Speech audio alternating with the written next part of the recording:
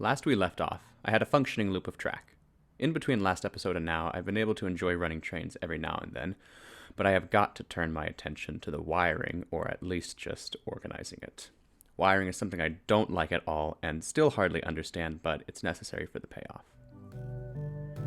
I started by just organizing the wires running across the table from switches and UCS tracks. I drilled holes in the table and then ran the wires underneath, so that way the controllers were now off of the table. I started this first with the 2 switches, but not without a bit of trouble.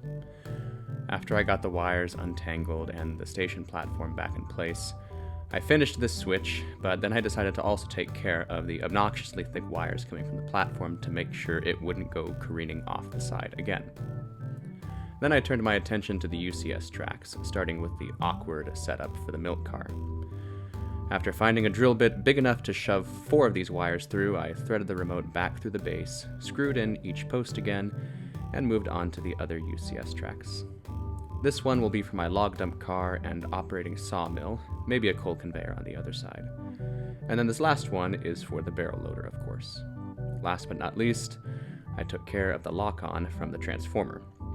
Eventually, this will get replaced by a proper wiring system with buses underneath and a few feeder drops around the table. So with that tidying up, I could then mount the remotes to the side of the table for easy access. But I was interrupted by an exciting package in the mail. I recently turned 23 in November, and I decided to use my birthday money to buy a new engine for the layout. Honest to goodness, it's been almost 10 years since I bought a new locomotive. The last one being my Legacy NKP 765, which was from 2014. So it was exciting to buy a new engine. Plus, I still didn't have a single actual post-war engine.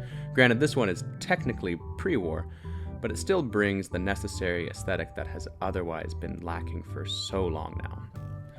And here it is, a beautiful but rugged 224E. So, of course, straight away I put it on the track and it ran like a charm. An engine that is easily 60 years old, if not older. It's been well taken care of, probably rebuilt a couple times, but I'm glad to have this in my collection now. If you want to see more of this engine, there's a link to the Christmas Day running session right here and in the video description that features the 224E and another set I have. Anyways, after enjoying the first run of the 224E, I turned my attention back to the remotes. Yes, the wires were no longer on the table, but now they were just sitting, with some hanging under the table, unable to be used easily. So I made a couple simple control panels for my operating tracks and switch controls. I took some spare lumber and made these little shelves that are attached to either end of the table with plenty of room to spare for more remotes should I decide to add anything in the future. The nifty design here is that the shelves have like an 1/8 inch clearance between the back side of the board and the table, which allows for discreetly sliding the wires in and running them from the controller to the track without having a mess of drilled holes or other ways of hiding the wire coming off those panels. I think it turned out pretty good, and now it is much easier to use these controls. Maybe I'll paint the boards, I don't know, but I will definitely label the remotes because I still can't keep them straight. And then more stuff came in the mail. This long orange box is not a train, but a necessary step for the second phase of the layout, even if I'm not exactly done with the first. But, I mean, who has actually followed their first plan to a T? Anyways, this is an elevated truss bridge that will be part of an upper loop of track. With a small space, I think it's important to create visual interest, and so one way to do that is to intensify the dimension by thinking vertically, not just horizontally with what is already on the table. And this way too, we can run multiple trains. I first placed it here by the passenger station, but was not ready for just how big and obstructive it would be to the siding and therefore all the accessories behind it.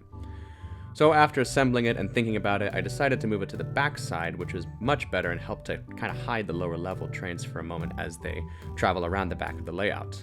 The only problem is getting it to straddle the switch just right without also blocking trains coming around the curve, and that some of the accessories I have in mind for the siding, like the sawmill, may no longer work with those clunky stone piers in the way.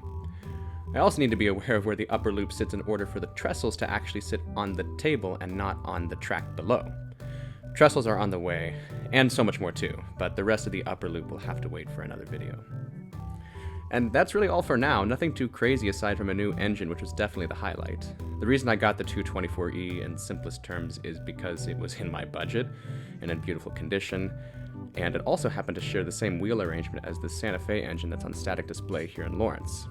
I always like to have some kind of intentional connection like that, especially with how expensive the hobby is. Anyways, thanks for watching, and like last time, there's more to come.